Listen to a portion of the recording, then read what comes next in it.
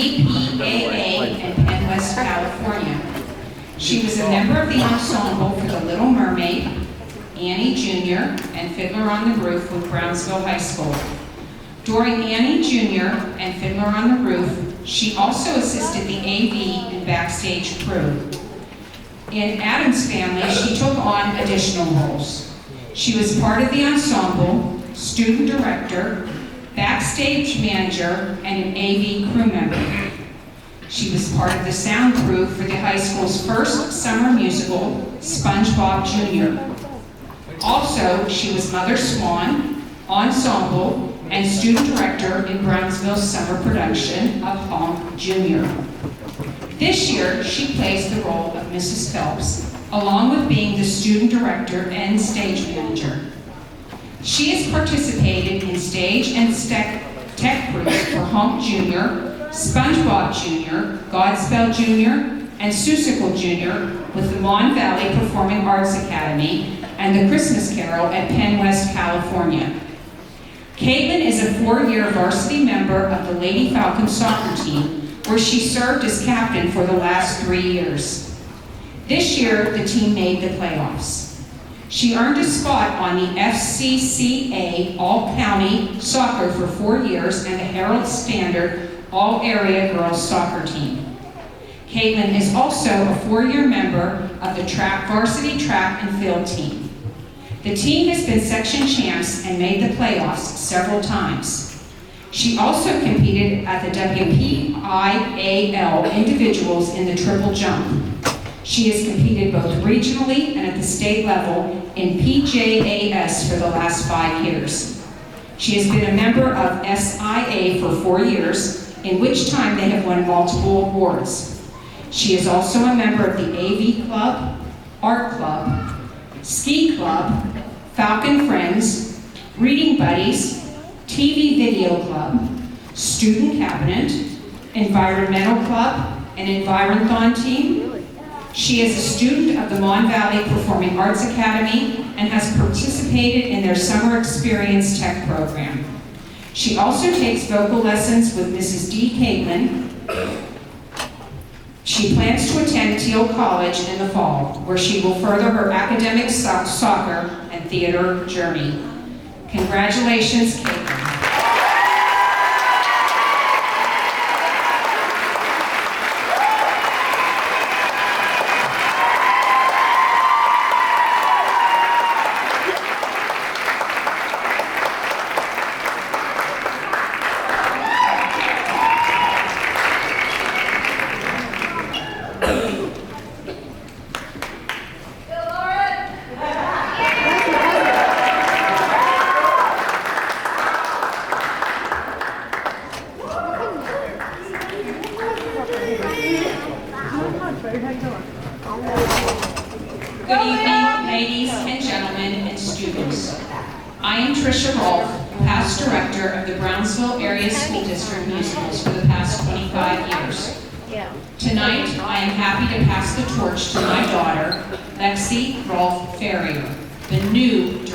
Musicals at Brownsville Area School District.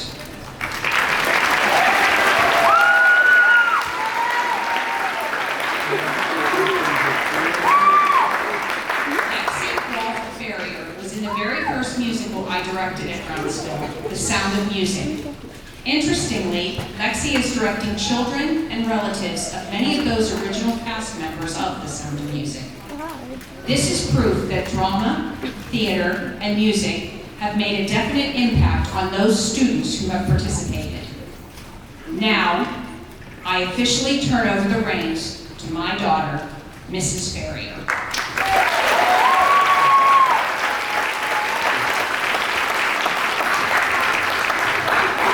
Thank you for joining us this evening for our performance of Matilda. Before we begin our show, we ask that you strictly adhere to the following rules. Due to copyright restrictions, you are not permitted to take photographs or videos of tonight's performance. Please turn off your phones now. Please stay in your seat during the performance. Our performers frequently use the aisles. We do not want anyone to get hurt. There will be a 15-minute intermission for bathroom usage. The stage and backstage area is limited to performers and staff only. Don't go backstage to see the actors. They will come out after the show to see you. Now please sit back, relax, and enjoy our presentation of Matilda.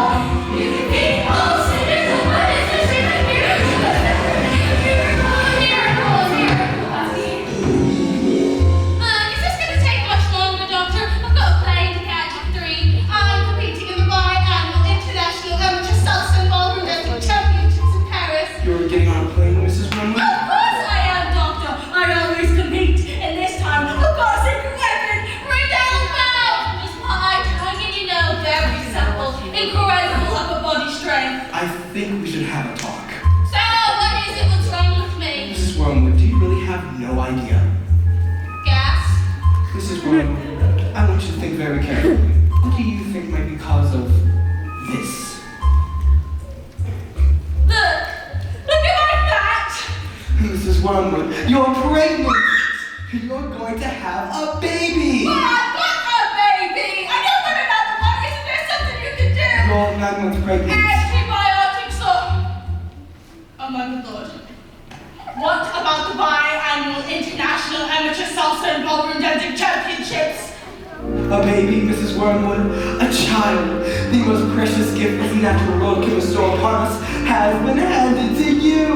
A brand new human being, a life, a person, a wonderful new person is about to come into your life and bring love and magic and happiness and wonder. Oh, bloody hell! Every life I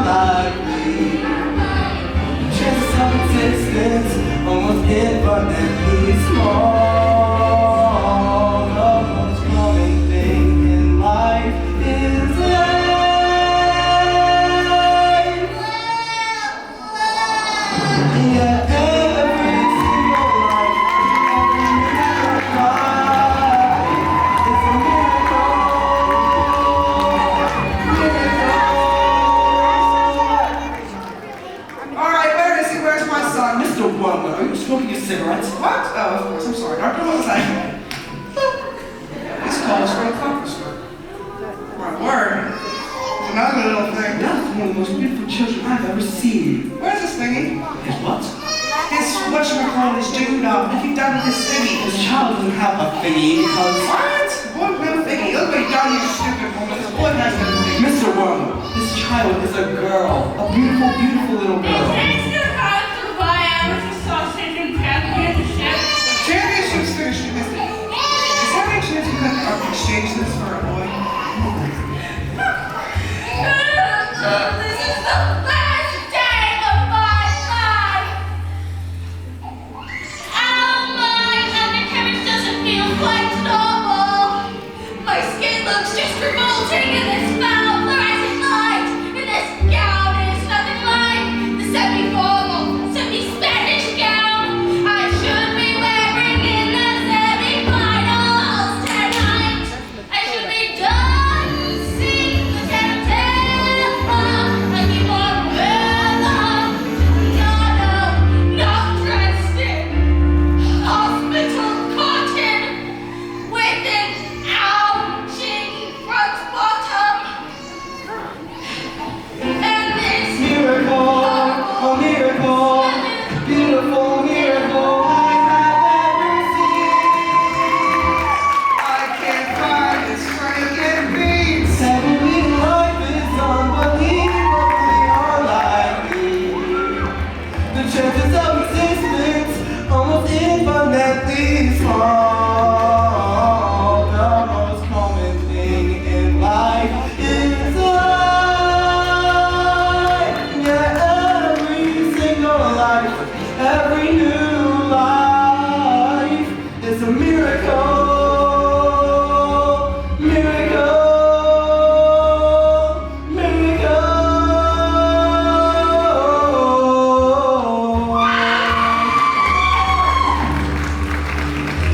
My mom says I'm a miracle. All I got my face and it's plain to see.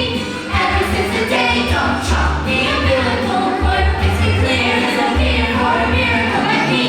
My mommy says I'm a miracle, and I'm as tiny and as shiny as a miracle. We can make most cynical, but it's a different miracle. There's never been a miracle, a miracle as miracle as. My mommy says I'm a lousy little worm. My daddy says I'm a bore. My mommy says I'm a jumped up little germ that kids like me should be against the law. My daddy says I should learn to shut my Bible. No one likes a smart mouth girl like me. Mom says I'm a good case for population control. Dad says I should watch more TV.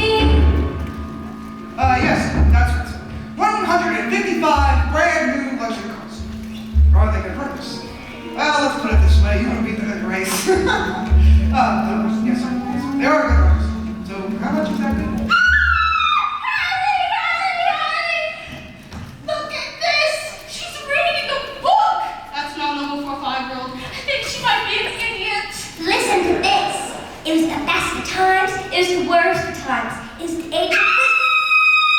Stop scaring your mother with that book, boy. I'm a girl. And she keeps trying to tell me stories, Harry. Stories? I mean, it's not normal for a girl to feel thinking. I'm going to call you right back. Would you please shut up? I'm trying to pull off the biggest business deal in my life, and I have to sit here and listen to this. You know what? You're fine. You spend this in trouble and you expect me to get us out of it. What am I, some sort of frightened escapologist? No, escapologist, he says. What about me then? I've got a whole house to look after. Dinners don't like with themselves, you know. But if you're an escapologist, then I must be an acrobat to bounce that one. Yeah, the world's greatest acrobat. But I'm off to bleach my roots, and I shan't be talking to you for the rest of the evening, you horrid little man. But I'm going to make us rich. Rich? How rich? Very rich. Russian businessman. Very rich. And your genius husband is going to sell 155 national bangers as brand new luxury cars. That's not fair. The cars will break down. What about the Russians? Fair. Listen, boy. Fair is not get you anywhere. You thick-headed twit brain. Let's say, thank heavens, Michael in here in his old man's brains. Now, son? Nigel? Well, I shall take the money when you win it, and I shall spend it, but I shan't enjoy it in such a despicable way which you spelled to me tonight. It's your fault. Your stupid books and your stupid reading. What? I didn't do anything. That's not right. Right. I'll tell you something. You're after school in a few days' time to be right there. Now, I know your head mistress, Agatha Trunchbull. I told her all about you and your smart pants ideas. Big, strong, and scary woman she is. Used to be in the Olympics, throwing the hammer. Imagine what she's gonna do to a sweet little goblin like you, boy. I'm a girl. Go to bed, you little girl.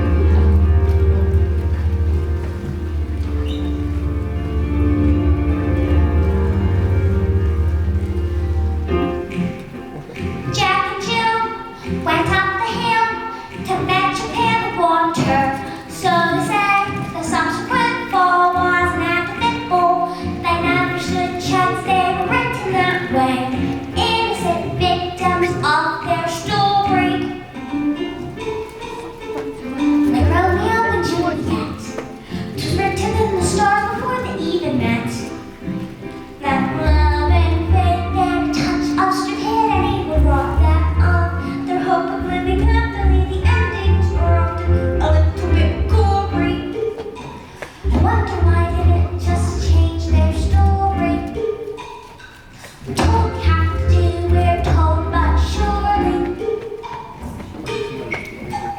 sometimes you have to be a little bit naughty.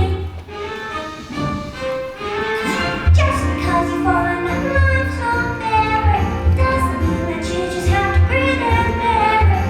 If you won't take it all the chin and wear it, nothing will change. Even if you're little, you can do a lot. You mustn't let a little thing like little stop you. If you sit around and get on top, you might as well be saying you think that it's okay, and that's not right. And if it's not right, you have to put it right. Platinum blonde hair dye, extra strong, it's out of reach of children. Oil violet hair tonic for men. Yep.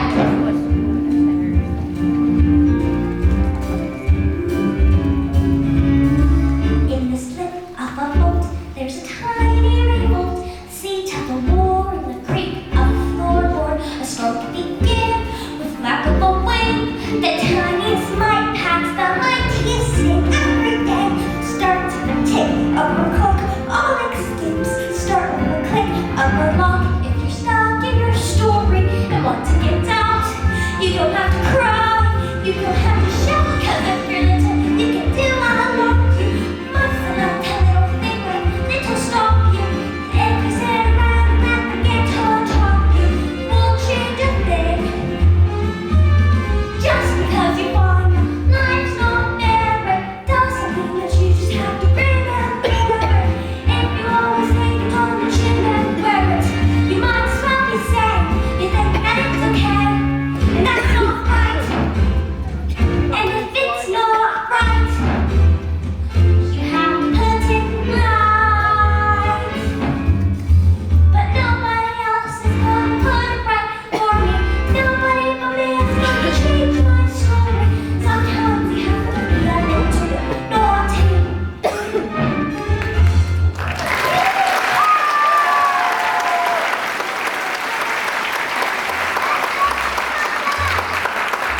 Now, in business, a man's greatest asset is his hair. Good hair means good credit. Now, the secret to my success is this. Secret. Yes. The secret to my success in business is this. Oil of Violet's hair tonic for men. Now, stand back, son. The old man is going to work. Oh, yeah. That's where it's at, all right. That's the damage right there. That's what I'm talking about.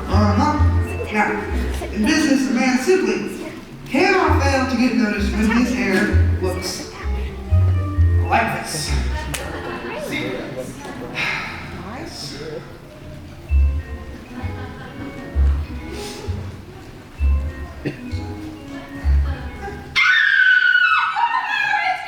Good Lord, woman, have you started already? It's only 8:30.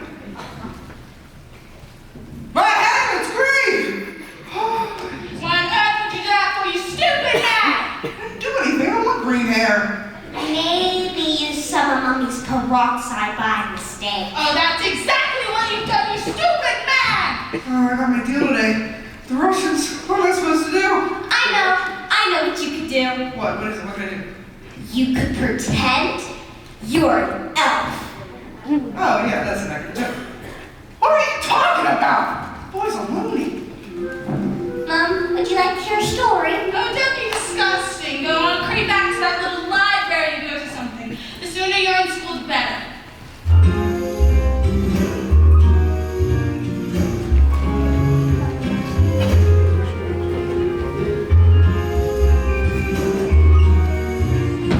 Matilda, what a pleasure to see you here in the library again, are you?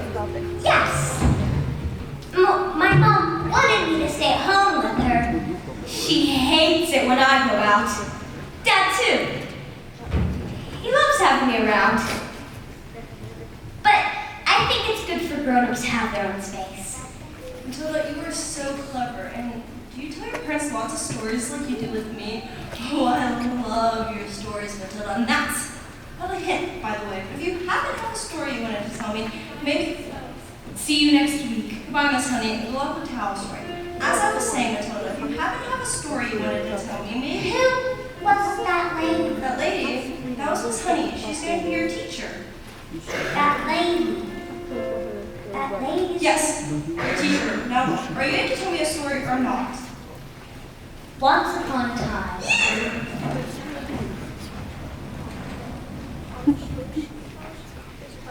Once upon a time, the two greatest circus performers in the world, an escapologist who could escape from anyone that was ever invented, and an acrobat who was so skilled it seemed as if she could actually fly, fell in love and got married.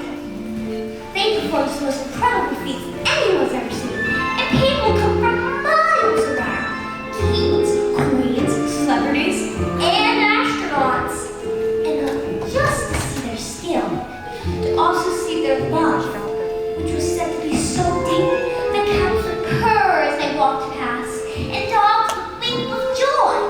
They lived in a beautiful old house on the edge of town, and at night they'd walk and take the air, and the children would turn and wait in anticipation, hoping to catch a glimpse of the shiny white scarf that the acrobat always wore. For then they knew they only had to cry tricks, tricks, and the great performers would instantly oblige and listen to tattling their show just for them. But although they were famous and they loved each other and everyone loved them, they were sad.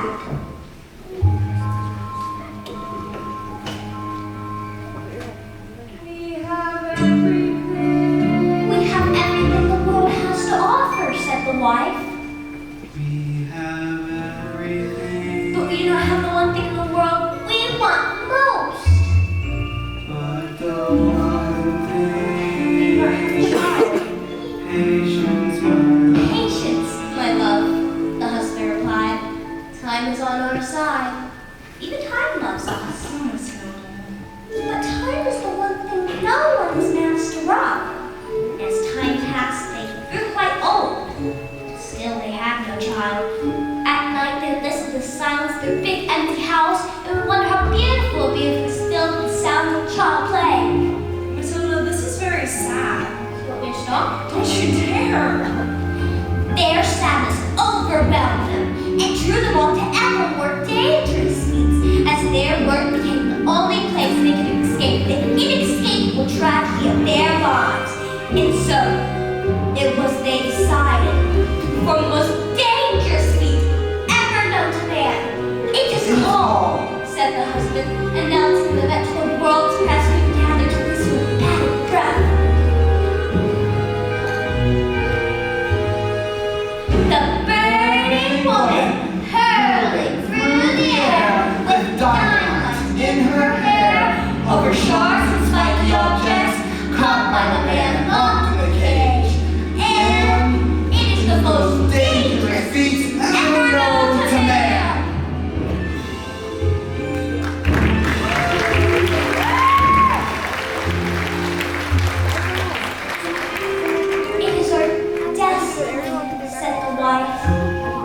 It is where the loneliness of our life has led us.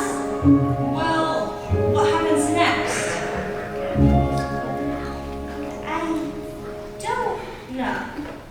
Not yet, anyway. But isn't there some more? Isn't there just... Well, your mother will be waiting for you. Is she here? Actually, I'd love to meet... Bye, Miss Phelps. I'll see you tomorrow. After your first day of school?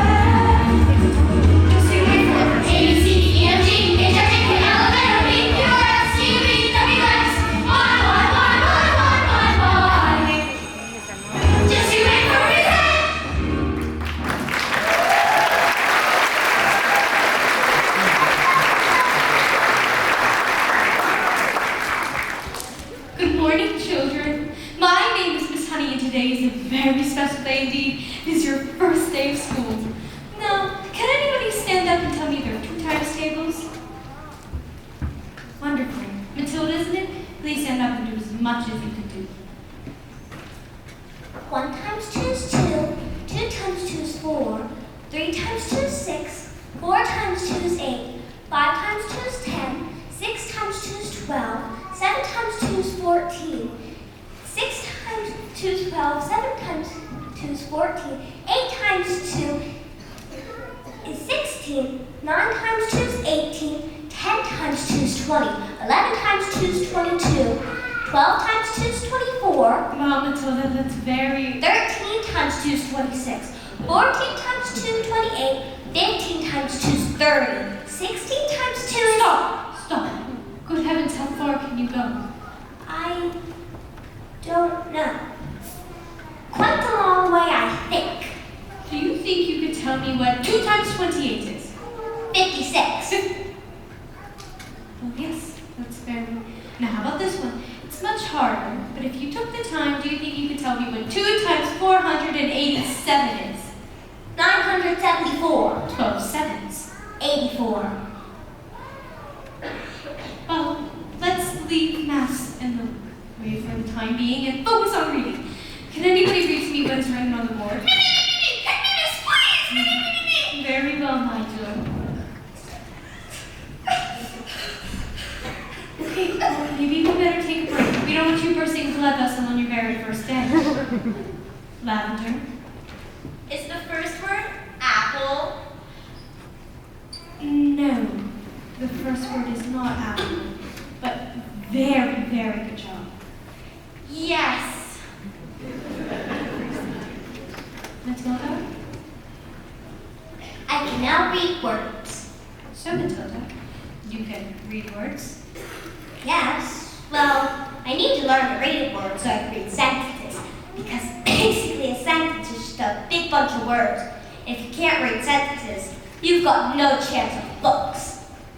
And you haven't read a whole book by yourself, Matilda? Oh, yeah. More than one. I love books. Last week I read quite a few.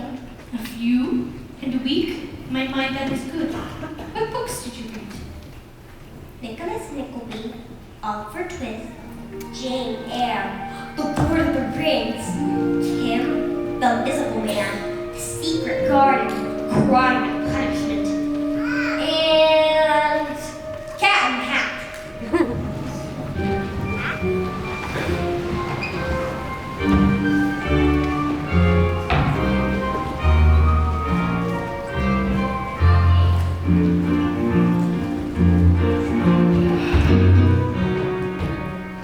Knock on the door, Jenny. Slam the door. Don't be pathetic.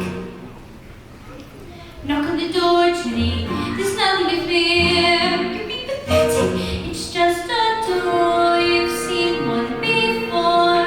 Just knock on the door.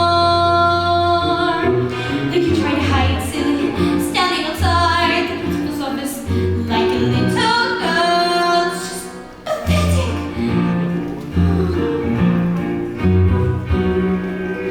Look, you hesitating, hands shaking. You should be embarrassed. You're not a little girl. It's just pathetic. Knock on the door, Jimmy. What are you waiting for? Just knock on the door. Perhaps I arranged. She's probably having a meeting or something. Won't to be or writing a cautionary thesis mention. I'll come back later then. By this little girl,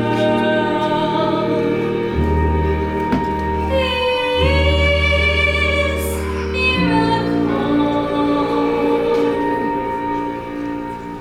Knock on the door, Jenny. Knock on the door. Don't be pathetic.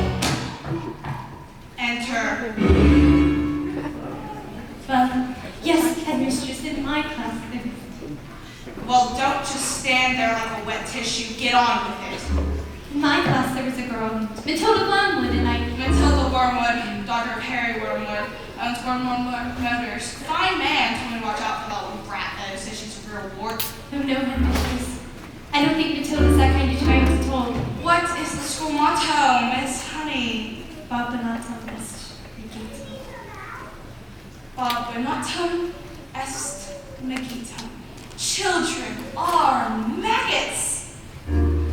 In fact, it must have been her who had placed that stink bomb under my desk this morning. I'll have her for that. Thank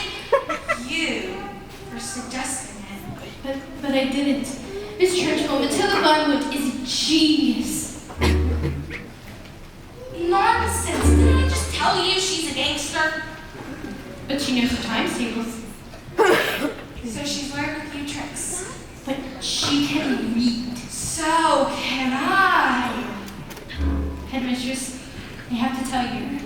In my opinion, this little girl should be placed in the top forms with the 11-year-olds.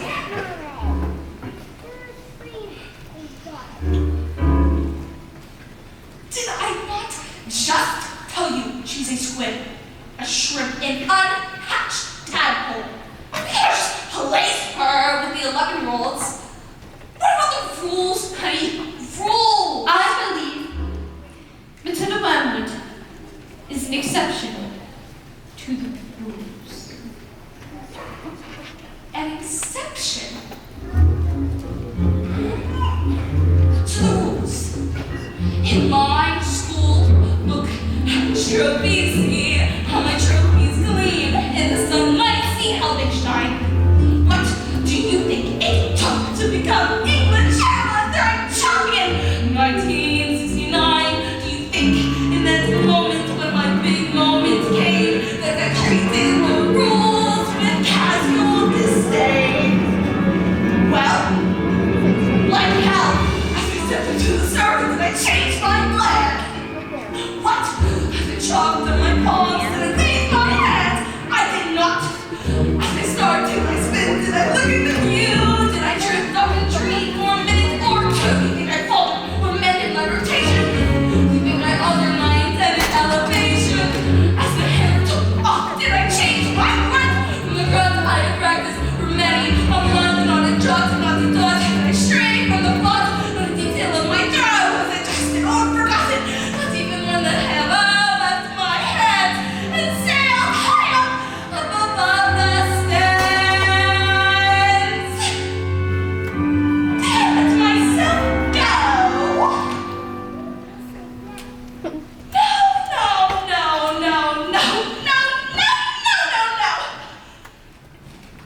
No. If you want to throw the hammer where you had a dream, you have to stay inside the circle all the time. And if you want to make a team, you don't use happiness or self-esteem. You just need to keep your feet inside the line. Sing, children. 2, 3, 4. If you want to throw the hammer, have to stay inside the circle. Curl it from the gates, from the gates, from the gates. If you want to teach success without use sympathy or tenderness, you have to force a little squint to toe the line. Sing, Jenny! If you want to throw the hammer for your country, you have to stay inside the circle all the time. I apply just one simple rule to every life in school. Life's a ball, so learn to throw it. Find the boundary line into it, and always keep your feet inside the line. Now get out!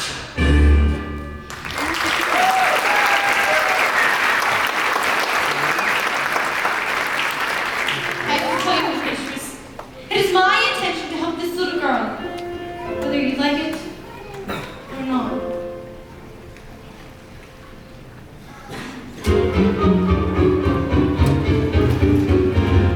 Stupid, nasty, stinking, slimy, great big question asking. How dare they speak to me like that? Who the hell do they think they are? Flippin', filthy, nasty, stupid Russians! I don't tell you we're not rich. It's the mileage. They took only the mileage on the first car and they said that they were knackered. And I told them, I said the reason that the mileage is so high is because it was a manufacturing mistake. Is that true? Of course it's not true. So you lied. Of course I lied. And they didn't believe you. Of course they didn't believe me. I got green hair! What's this? Flaming book. What's wrong with the telly? She's got to respect that when it's all books and stories. No, it's a lovely book. Lovely. Here's my finger of Wormwood. No, it's a library.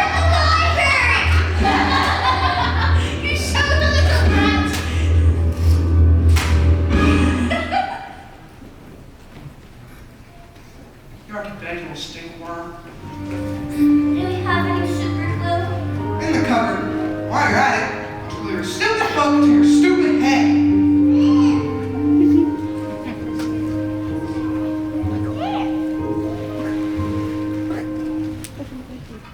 Just because you find that life's not fair, doesn't mean that you just have to grin and bear it. If you always take it to the chin and wear it, nothing will change. Even if you're little, you can do a lot. You must let a little thing like little stop you. If you sit around and get on top of you, might as well be saying you think that it's okay, and that's not right.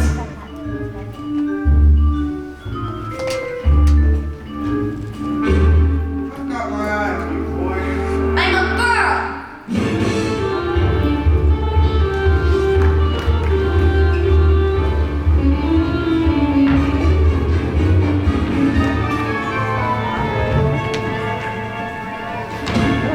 Matilda, can I ask you a question? What was brains in your head due to headache? I mean, it's gonna hurt if all squished in there. No, it's fine. I think they just fit. Right. Well, I better stick around just in case. If they start to squeeze out your ears, you're going to need some help.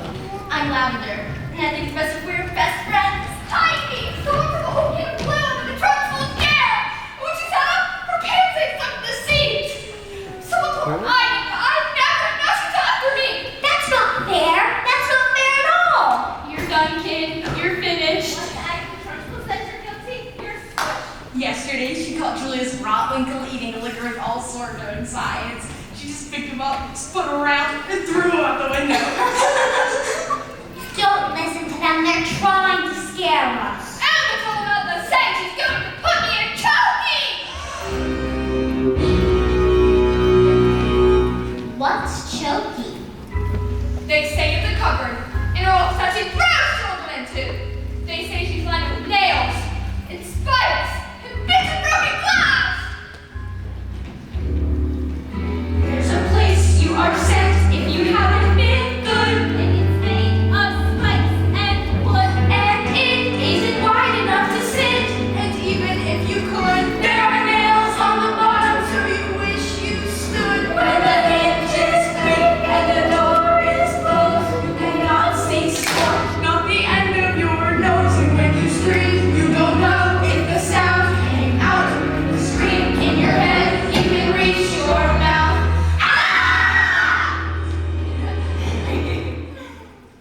Oh, right. Look, when did this happen? 20 minutes ago, but why? Oh, no, she's coming! You better hide! Quick, lasers! I'm going to dump her right out, so now!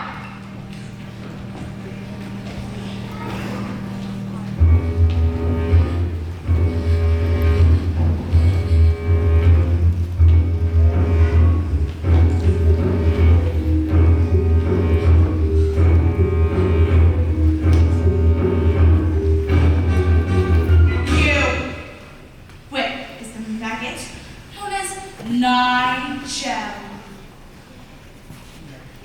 He's over there under his coats. Where he's been for the last hour, actually. What? An hour? Oh, yes. You see, unfortunately, Nigel suffers from a very rare but chronic sleep disorder, narcolepsy. The condition is characterized by the sufferer experiencing bouts of chronic fatigue and falling asleep, often not knowing for any warning at all. You see, Nigel fell asleep, and we put him under the coats for safety, didn't we? Didn't we? Of course, right, yeah. Yeah, narcolepsy. He'll probably think he's in bed when he wakes up. Is it time for school yet, Mom? Oh, listen to my bedroom at all! Oh, Miss Trunchbull! Amanda Thripp. Yes, Miss Trunchbull? What have I told you about wearing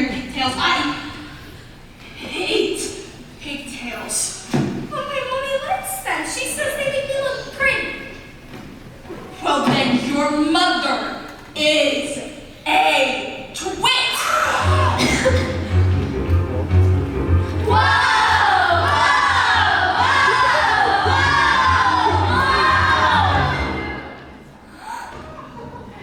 Look out, she's coming in the land!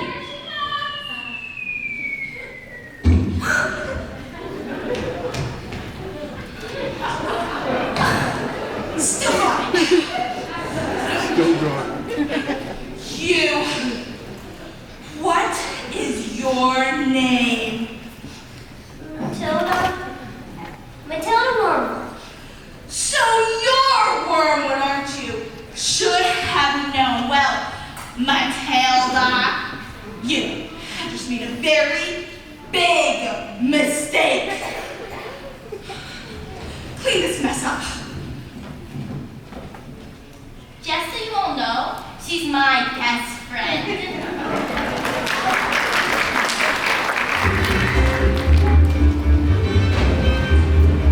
Yes, that's right. Brand new stocks, completely different colors. Green hair? Yeah, it's like National Green Hair Day. In honor of all the wonderful green things in the world, like lettuce. And it's not. So tomorrow morning, yes, silence concern. Job is done. Now that is how you do it. I'm gonna leave this on, it looks like rain. Who is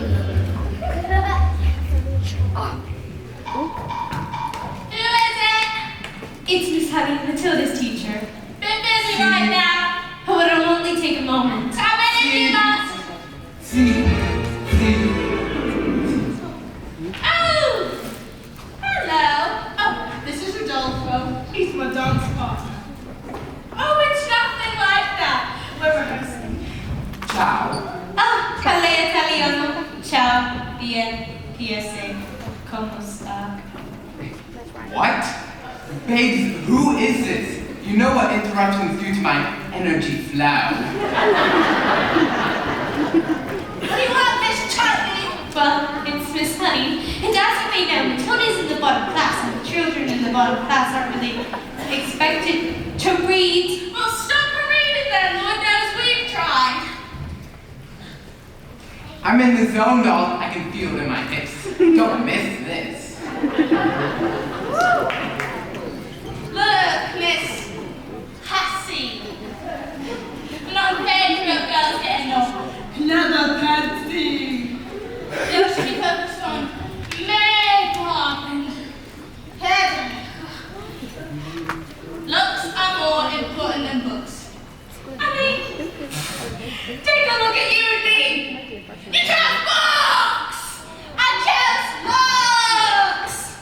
I beg your pardon? Babes, I'm on fire here. Don't waste this. Matilda can calculate complicated figures in her head in an instant. Calculate this. How fantastico! Her mind is incredible. I believe with a little help from all of us. Mine.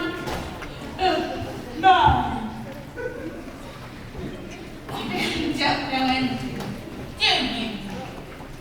Somewhere along the way, my dear, you made an awful error. You ought to blame yourself now. You seem to think that people will have forever. That's very quiet. It's very sweet. But wrong. People don't like spotty pants logo.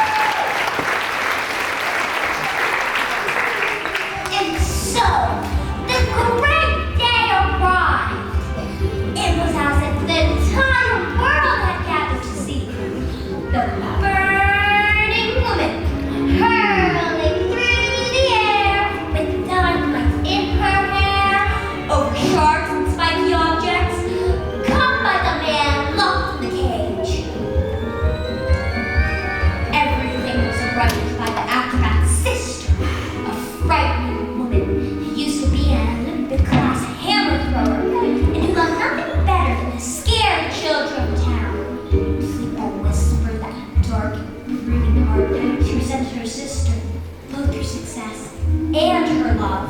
Suddenly, out came an escapologist, dressed as usual in his tight and spanky costume.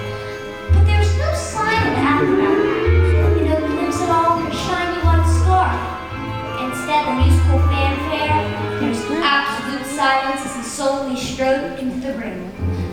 Ladies and gentlemen, boys and girls, the burning woman hurling through the air with diamonds in her hair over sharps and spiky objects, caught by the man locked in the cage, has been canceled. No!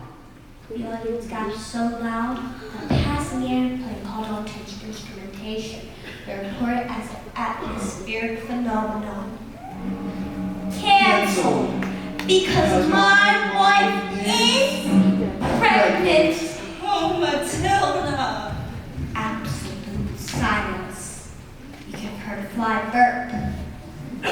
Then suddenly, the crowd jumped to its feet and roared in appreciation. The great feat was instantly forgotten, and the applause went on for nearly an hour. So, does it have a happy ending? Forgotten by everyone except, that is, the acrobat's sister. When all had quieted down, she stepped forward and produced a contract. Contract? A contract that you have signed to perform this feat, and for this feat you shall. I have paid for the posters, publicity, the catering, the toilet facilities. If I give the crowd their money back, where's my profit? A contract is a contract is a contract. No. My hands are tied. The burning woman hurling through the air with diamonds in her hair over sharps and spiky objects, caught by the man locked in the cage, will be performed this day or off to prison you both shall go. No! No! Miss Phillips, are you crying? Maybe I shouldn't tell you anymore. Oh, no, Matilda. I'm not crying because it's sad. See, they wanted a child so desperately. It must be so amazing for a child to be so wanted. Yes. Amazing.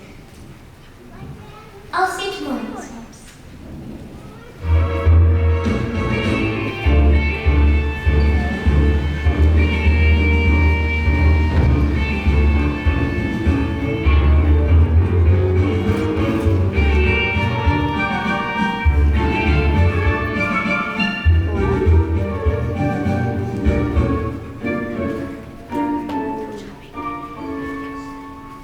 Matilda, may I speak with you for a moment?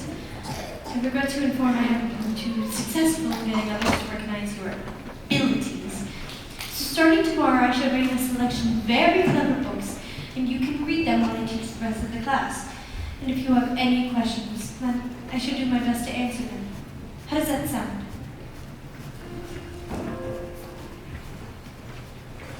Oh, Matilda. Well, this is the biggest hug in the world. I'm going to pluck all the air out of me. Matilda Wormwood! Matilda Wormwood, where? Yes, Miss Trunchbull. Aha! So you admit, don't you? Admit what, Miss Trunchbull? That you are a crook, a thief, a denizen of the underworld, a member of the mafia.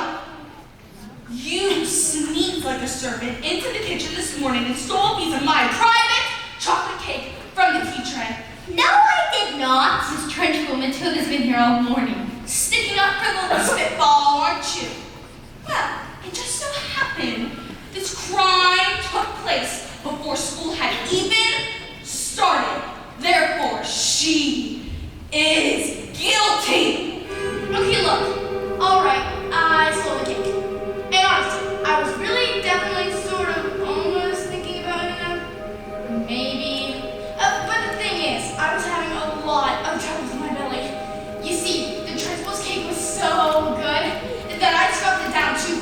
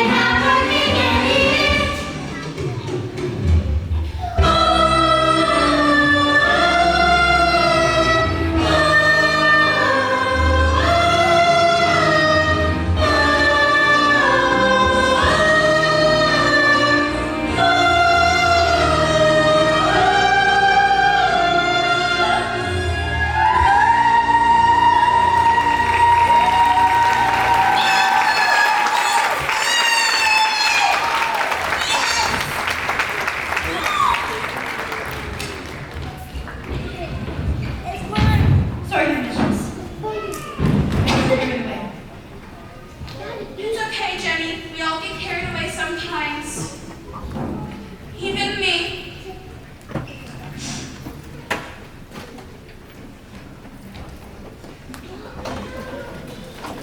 Well, come on, Bogtrotter.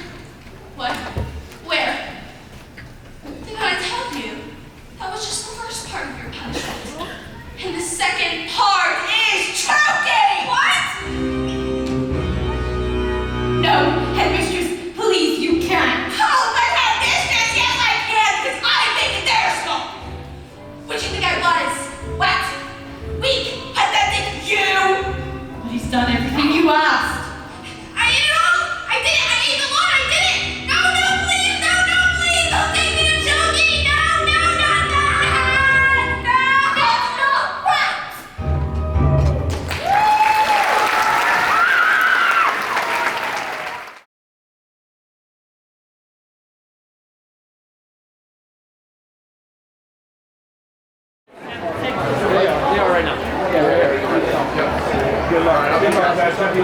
All right, after the 190. Blue ticket.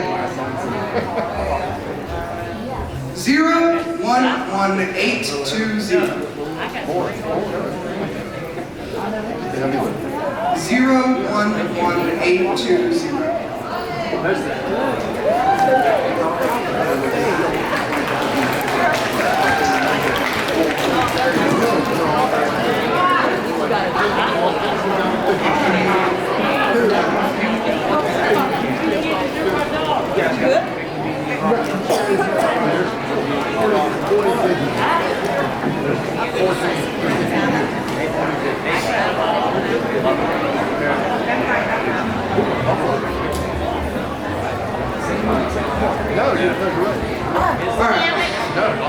We would like to offer an apology for some of the things that have been happening here tonight.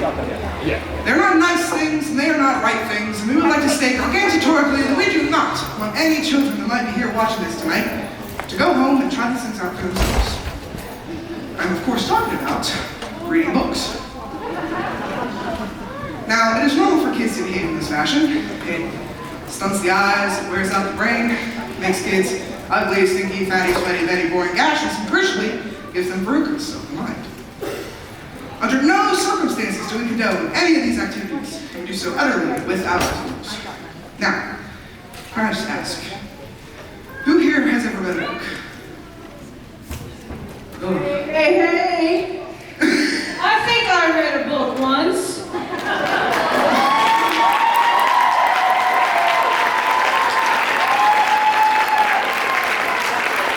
What's your name? Jane Bach.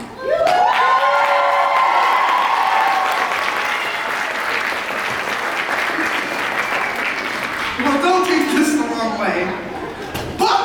Bookworm, smelly little bookworm, reading all the books like a stinky little bookworm. Thank you. Now, you read books like a worm, worms read books, worms are stupid, so you're a squirm. There. Now, she will learn from that. It won't stop her from reading books, but she'll never put her hand up in a theater ever again. No, may I present to you the pinnacle of our achievements as a species. The whole reason we even bothered evolving from unicorns and freshmen.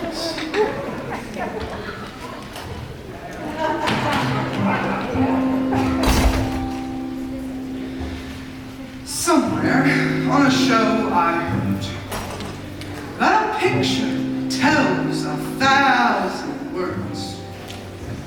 So telling, if you bother to take a look, is the equivalent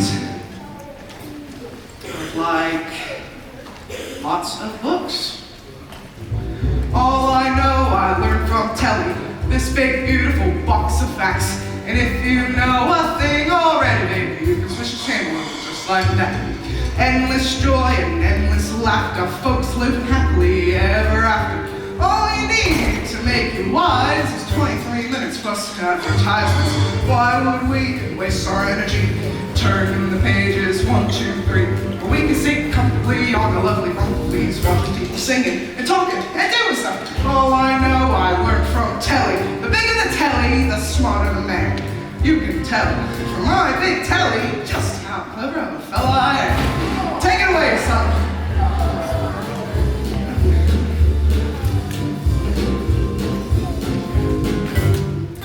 Yes! Yes, now give them the razzle-dazzle, son. You can't learn that from this stupid book. All I know, I learned from telly what to think and what to buy. Now I was pretty smart already. Now I'm really smart, very smart. Endless content, endless channels, endless chat on endless panels. All you need to fill your muffin. That I really think on that. Why would we waste our energy? Try and work out who this is. We can sit happily on the lovely back place, watch slightly famous people talking to other famous people. All I know, I work from telly. The bigger the telly, the smarter the man. You can tell my big telly just how clever of a fella I am. Who the Dickens is Charles Dickens? Mary Shelley, oh she sounds smelly. Charlotte Bronte, do not Monty. Jane Austen, in the poem Boston. James Joyce, doesn't sound nice. Ian McEwan, I feel like spewing. William Shakespeare, Schmilly Shakespeare. Moby Dick. Easy, Miss Barker.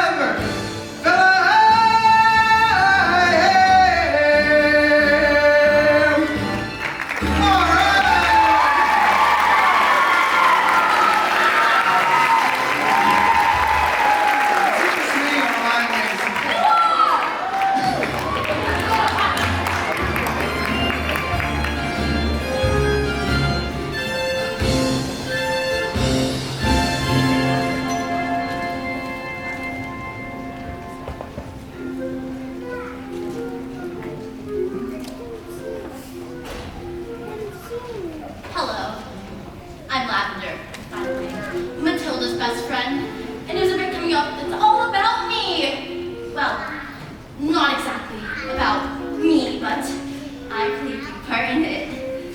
But I'm not gonna tell you. I don't want to spoil it for you. Alright, look. What I do is I volunteer to get the Trunchbull jug of water, and then, no, I don't want to say anymore. I don't want to ruin it. Well, on the way I find a new really ugly list without some water. So I pick it up and, no, I'm not saying anymore. I'm gonna put the new in the Trunchbull's jug. It's gonna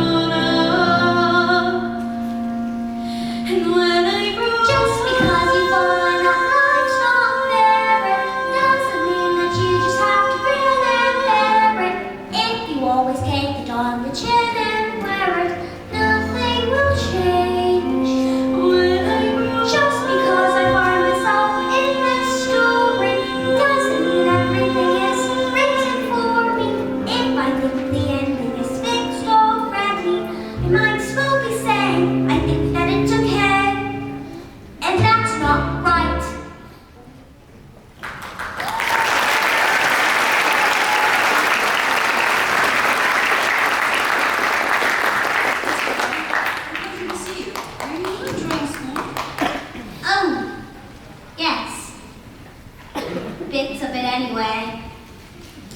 Miss Phelps, where's the revenge section? What?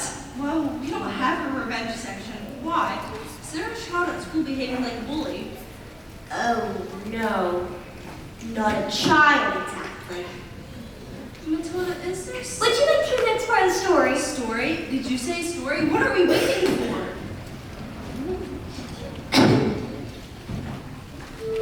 Slowly, very slowly, the acrobat wound her shiny white scarf around her husband's neck. For luck, my love, she said, kissing with the gentlest of kisses. Smile. They have done this 1,000 times.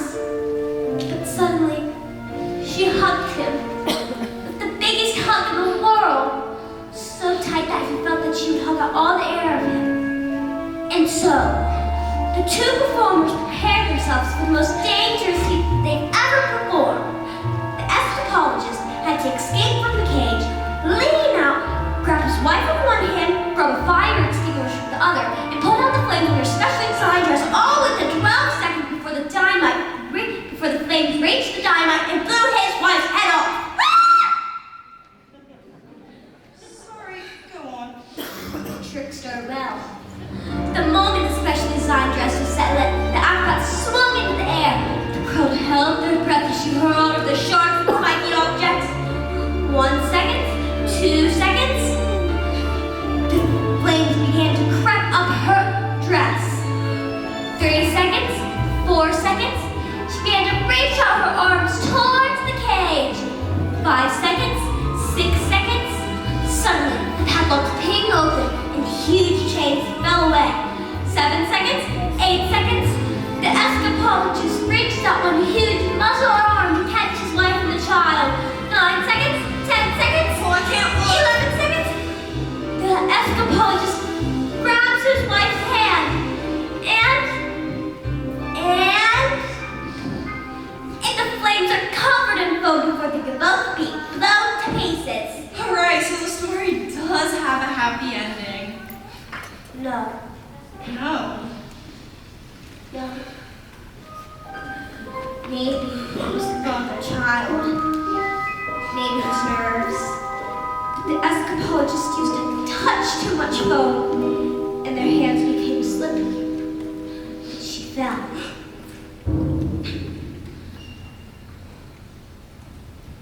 Was she okay?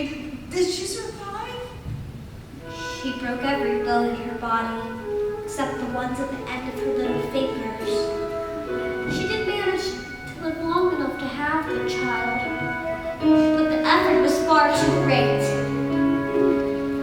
Love our little girl, she said. Love our daughter, all your heart.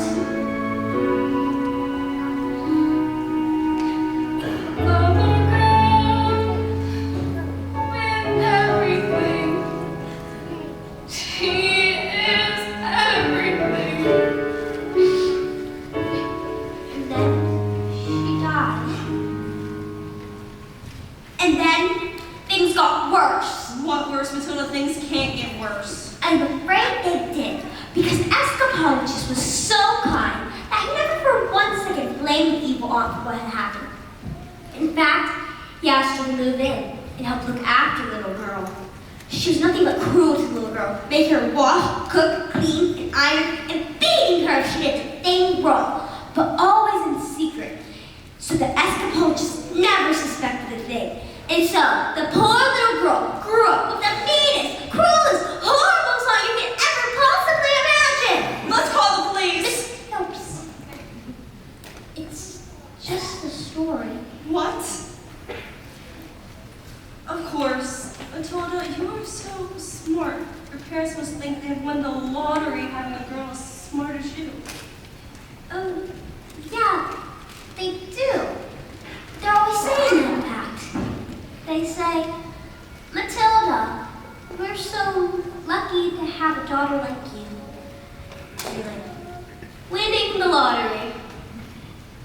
Yeah, I better go.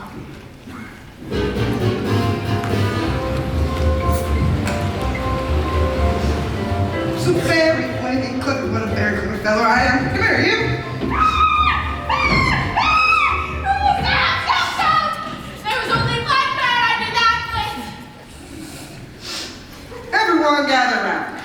My family is share my triumphs. Not you. I'm a girl.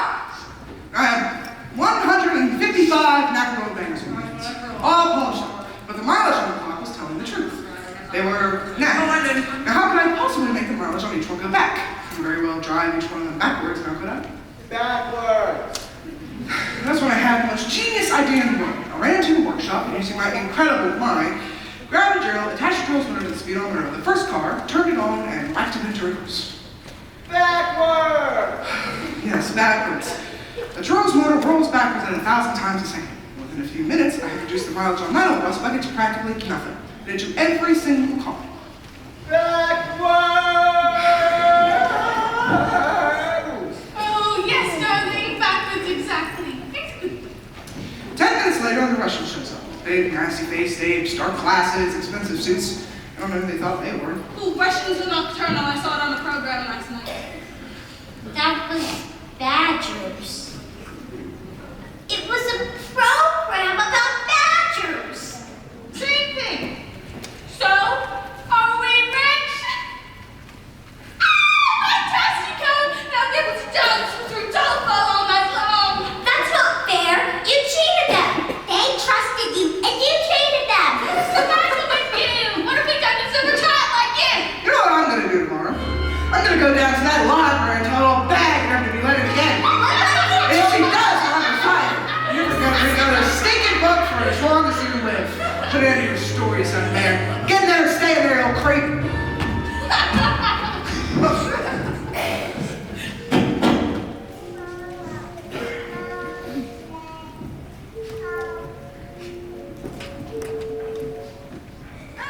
At night, the anthropologist's daughter cried herself to sleep alone in her room. She never said a single word about the Ewans bullying, and she didn't want to cause a fuss.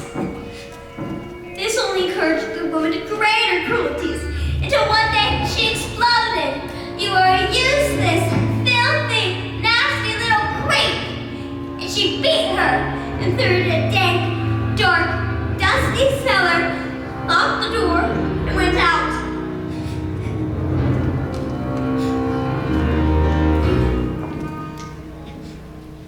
But that night, the escapologist happened to come home early. And we heard the sound of his daughter's tears. He smashed the door open.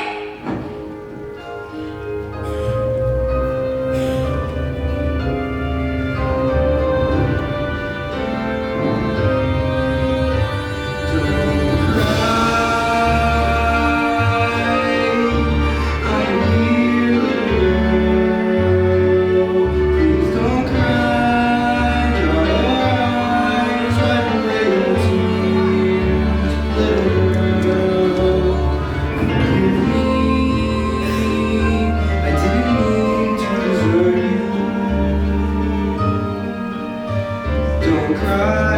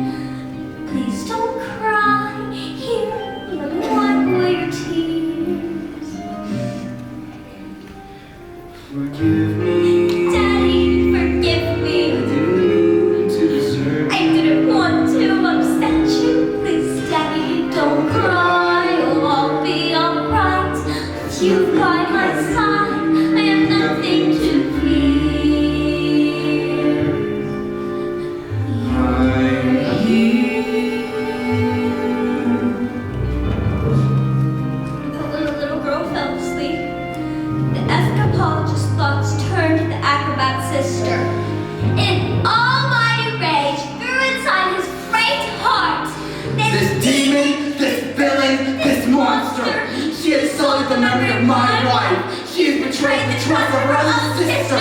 She has shown her cruelty to the most precious reality of my marriage. Bullying children is a game to her, isn't it? Then let's see what this creature thinks she can do when the wrath of a grown man stands before her.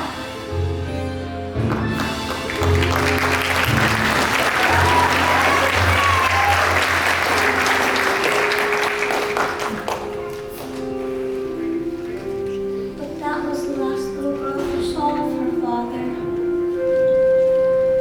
because he never came home ever again.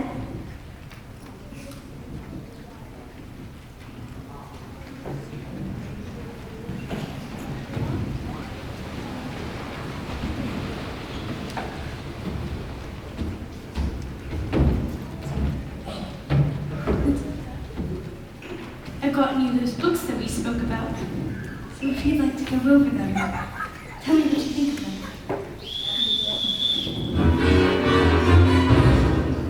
What are you doing with those books, woman? They're for Matilda. No, they are not. There's an age for reading and an age for being a filthy little toad.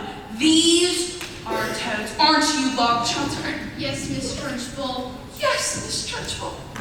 Except Bogtrotter here is now a good toad. Move. Miss Honey, it has become clear to me that you have no idea what you are doing. You believe in kindness and fluffiness and books and stories. There's no way to teach. To teach the child, we first must break the child. Quiet! But no one was speaking, Miss Trunchbull. Miss Honey, please understand that when I say quiet, you are entirely included in that statement. Where is my jug of water? I'll get it, miss.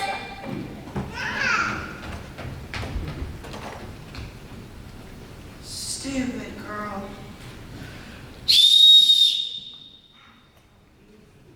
Look at you all.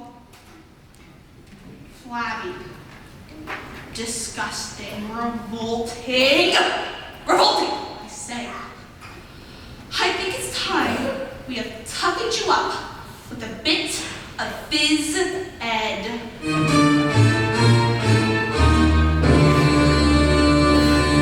This school of late has started reeking.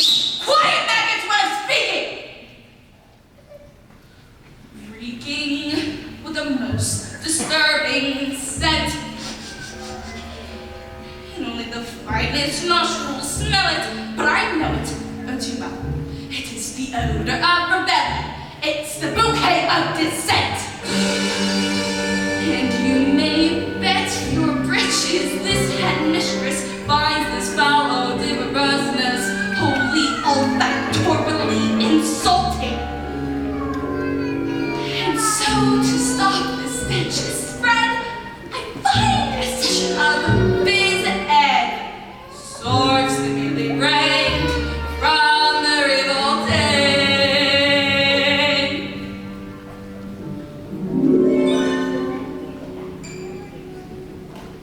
The smell of rebellion comes out in a sweat, and his head will get you sweating, and it won't be long before I smell the horn of aiding and abetting. A bit of phys ed will tell you has a head full of rebellious thoughts.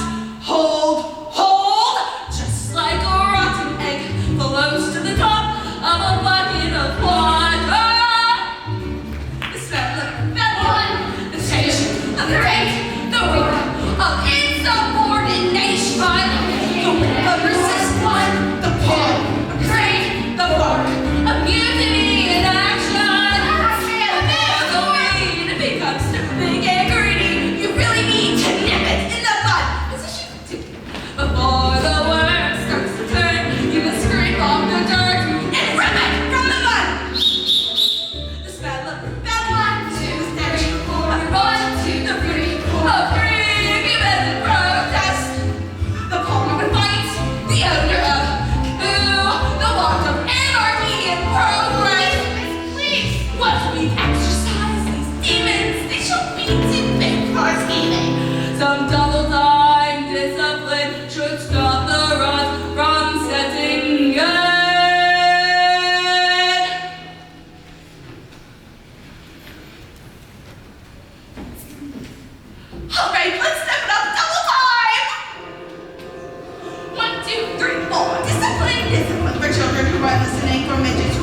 tangled whispering in history, their chattering and tutoring, their nattering and twittering is tempered with a smattering of discipline. We must begin insisting on routine and discipline, persistently resisting this anarchistic mischief in these miniature fidgeting of pondering and pitying while little ones like this and just with discipline. The simmering, the whimpering, the dribbling, the spittling, the mezzanine, and issue is an issue to keep there's no mystery to mastering the art of posture. Discipline is discipline, discipline, discipline! The rebellion, sketch of revolt, the recovery, beam as a body, the whip of resistance, the palm of descent, the lung of moral fiber rotting.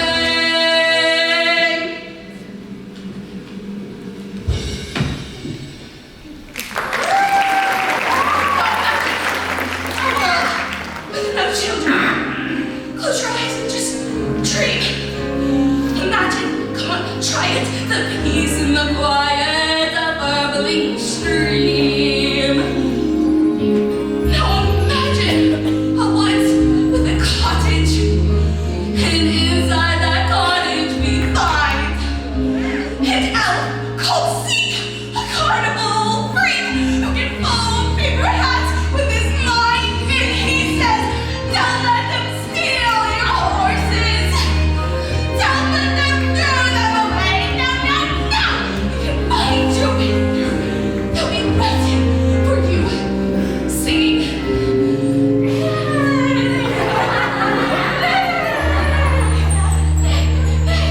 She's not. And there, just like I said, the stinking maggot rears his head. Even the squintiest, piteous mess can harm or seize. Stinginess, have you ever smelled anything more repellent? Have you ever smelled anything worse than that smell of rebellion? The stench of revolt, the reek of insubordination, the whiff of resistance, the bond of dissent. Oh, but I will not stop till you are squashed, till this rebellion is crushed, till glorious sweaty discipline has washed the sickening stench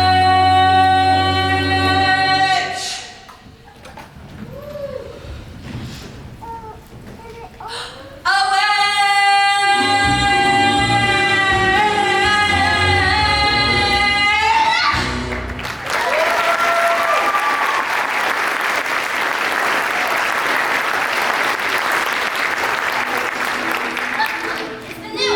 I'm ready to do it. The Trunchbull's jug.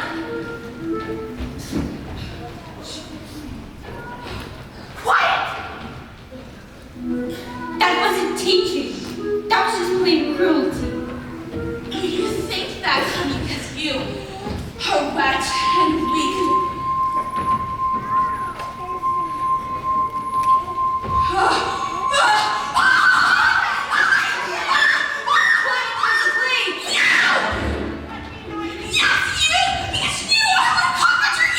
Miss Trunchbull, please, you're going to rip his ears off. What? Stop! I'm just getting started. I've learned from years of experience, honey. The little wood ears, they don't rip, they stretch. And I think these ones are stretching now. Miss Trunchbull, please.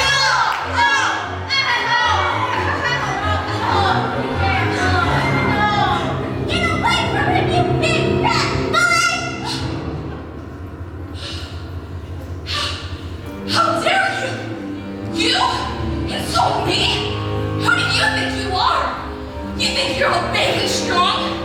Well, lucky for you, I'm Have you ever wondered what I have about how when I say red, for example, there's no way of knowing if red means the same thing in your head as red means in my head when someone says red, and how if we're all traveling at almost the speed of light, and we're holding a light, that light will still travel away from us at the full speed of light, which seems right in a way. But I'm trying to say, I'm not sure, but I wonder if inside my head I'm not just a bit different from some of my friends. These answers that come into my mind are fitting. These stories delivered to me fully written. When everyone shouts like they seem to like shouting, the noise in my head is incredibly loud. I just wish they'd stop. My dad and my mom in the telly and stories would stop for just once. I'm sorry, I'm not quite explaining it right. When noise comes in, you're in the anger is like this bird.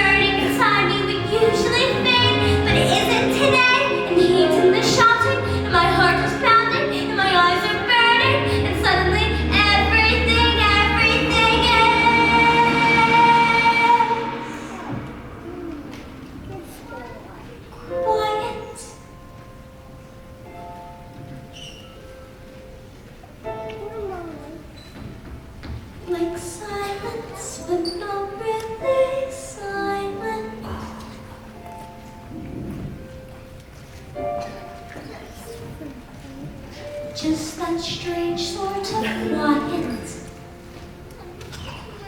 like the sound of a page being turned in a book, or a pause in a walk in the woods.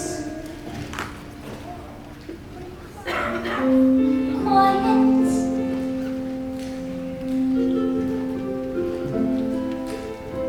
like silence, but not really silence.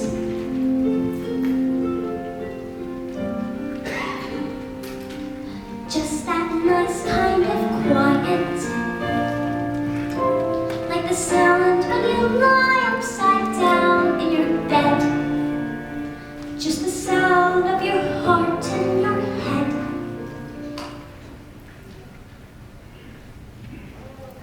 And though the people around me, their mouths are still moving, the words they're forming cannot reach me anymore.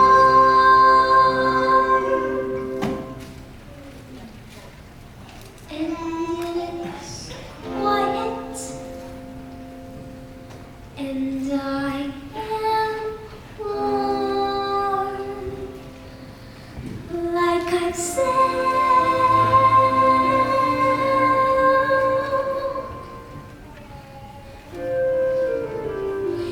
Into the eye of the storm.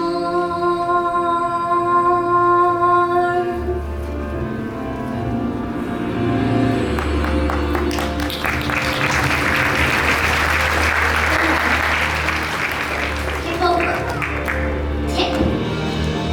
Tip over. And you sorry excuses for children, and you, the beating heart of them all. But I am a match for every single one of you. There is not an ear I shall not stretch. There is not a word I shall not say.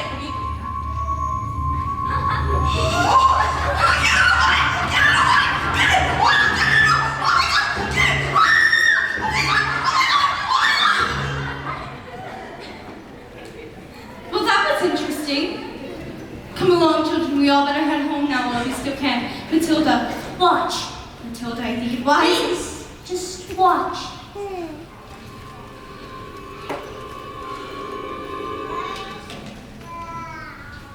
I moved it with my eyes. Am I strange? How do you fancy a nice cup of tea?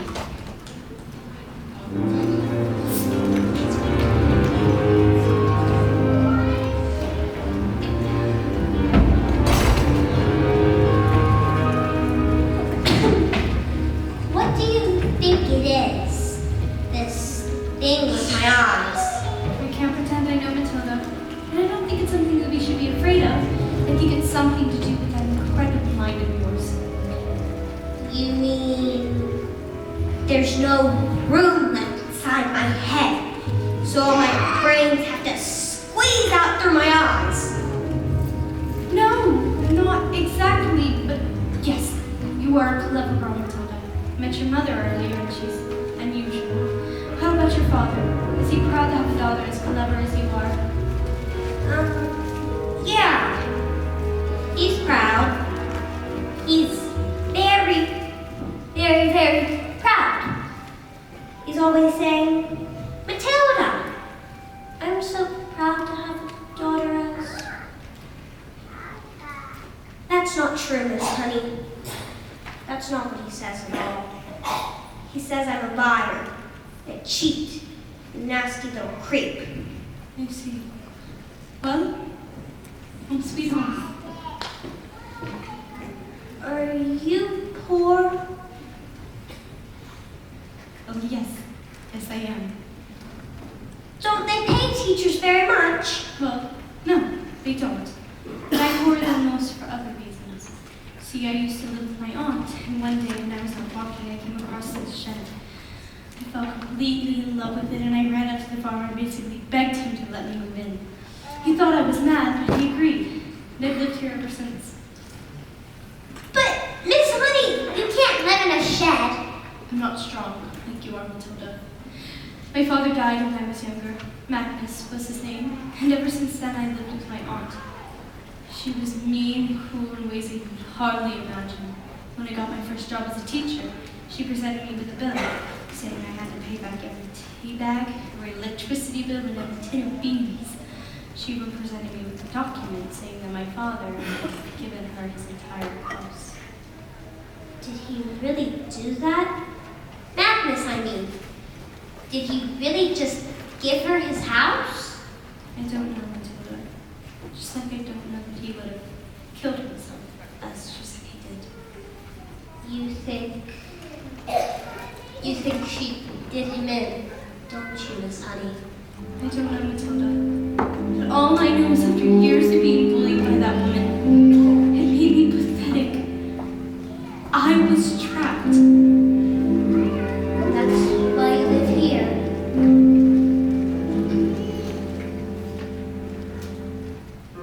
This roof keeps me dry when the rain falls.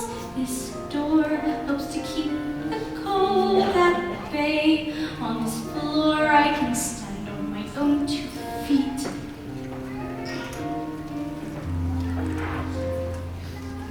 On this chair I can write my lessons. On this pillow I can dream my nights away. And this table, as you can see, is perfect for tea. It isn't much, but it is enough for me.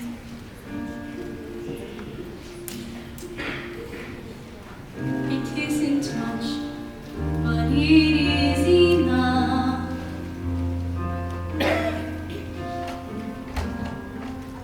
On these walls I hang wonderful pictures. Through this window I can watch the seasons change. By this lamp I can read, and I am set free. And when it's cold outside, I fear no fear. Even in the winter storms, I am warmed with slow but stubborn fire. And there is nowhere I would rather be.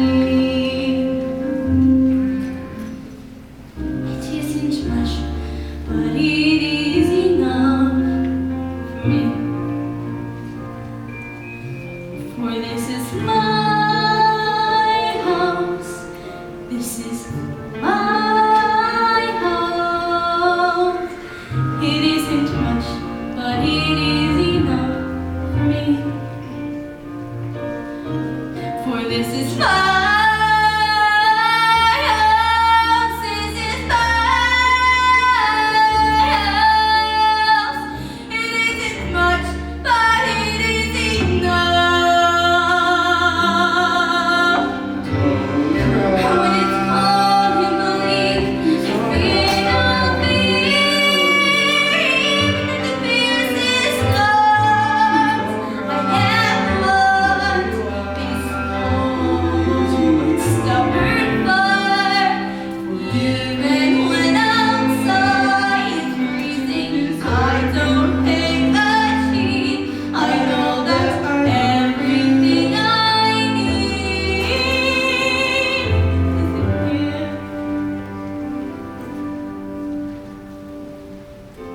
is here. Isn't much, but it is enough for me.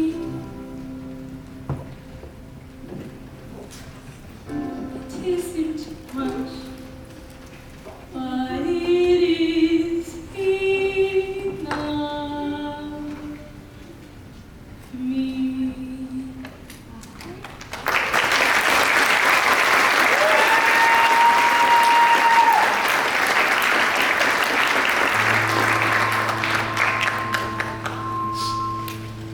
Miss Honey, is this your father's scarf? Yes, my mother gave it to him after she died. You see, she was Acrobat. yes, and my father was Escapologist. Matilda, how did you know these things? He So they were your parents. What are you talking about? The people in my story. What story? What are you talking about? A story. I've been telling a story. And I thought I was making it all up. But it's real. It's your life. I've seen your life. You've seen my life. What do you mean? She did him in. Let's go to the police. We can't. But you could just tell them what she did. It's my word against hers. I have no proof. But she was so cruel to you. She beat you through tiny cellars. Please stop. Miss Honey, your aunt's a murderer. She killed Magnus. Who is she? A contract is a contract is a contract. Miss Trunchbull. You see, children, in this world, there are two types of human beings. The winners and the losers. I am a winner. I play by the rules and I win. But when I play by the rules and I not win, then something is wrong. And when something is wrong, it needs to be fixed. Even if it screams. What are you looking at? You. Well, class, you all are going to have a very special spelling test. Anyone who gets one single answer wrong goes to shocking. Let's see. You spell, oh, I don't know, spell newt. Newt. N-E-W-T. Newt. Miss Honey told us she's very good at teaching. But Honey is too weak and pathetic to be good at anything. Even a moron would know that. You spell the one thing you all are revolting. Revolting. R-E-V-O-L-T-I-N-G. Revolting. You're cheating. She's not cheating. She's spelling the word. Like I taught them. With love and care and respect. How dare you bring those words into my school? You spell allocomminodesiosis. That's not a real word. You just made that up. I did not spell. I'm choking. And be warned, there are silent letters.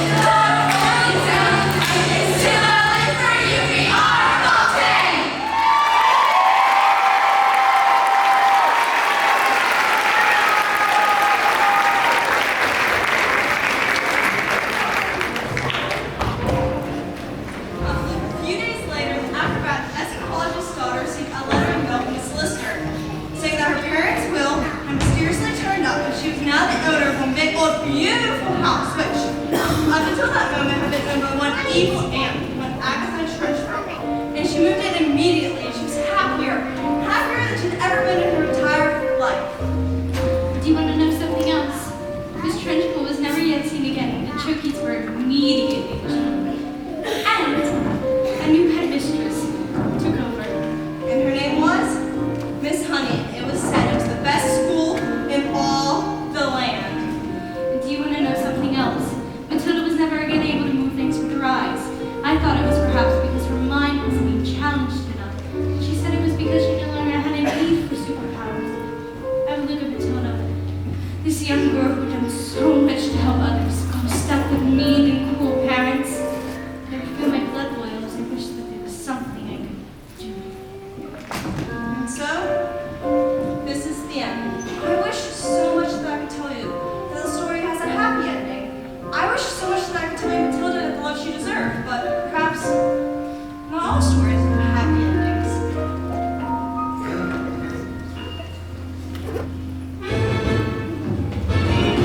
Not just stand there gawking. We're going to Spain. Spain? But why?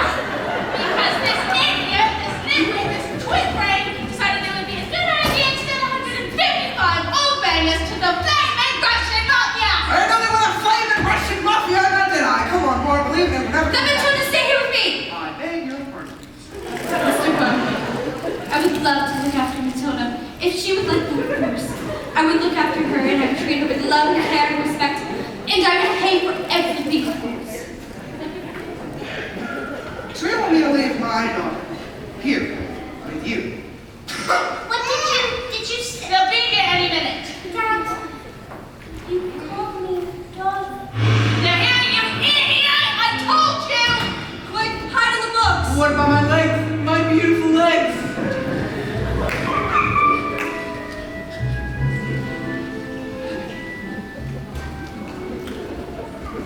You are the Wormwood's daughter? Yes. Where is your father? I don't know. Wormwood is a stupid man. And being stupid, even I was stupid too. That's a very stupid and rude thing to do. Well, I'm afraid my father's quite rude and very, very stupid. Know this. At least there's one clever one in the family. What is your name, little? Matilda. Matilda? In my line of work, I don't often get to meet smart people like you. The thinking is all backwards. Backwards?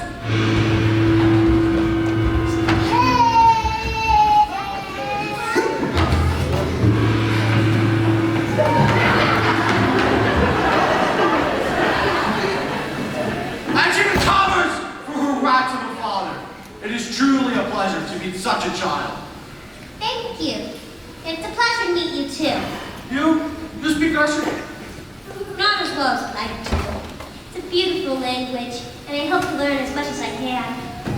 I am Serena. Your father has been steward to both of us, yes? I deserve to my friends teach him a lesson. And one day when he leaves hospital, he will still be stupid, but not so rude, I think. What do you say? Mr. Sergey, this is a very tempting offer. But he is my father, and I am his daughter. I think I've had enough revenge. This little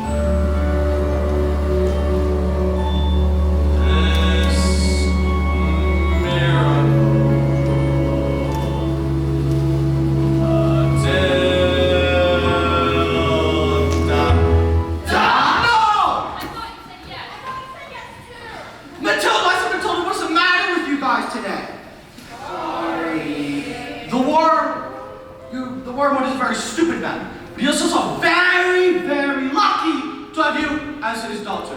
Although, if I happen to be doing business here again, he will not be so lucky. Quick, let's get out of here before the drinks are minds!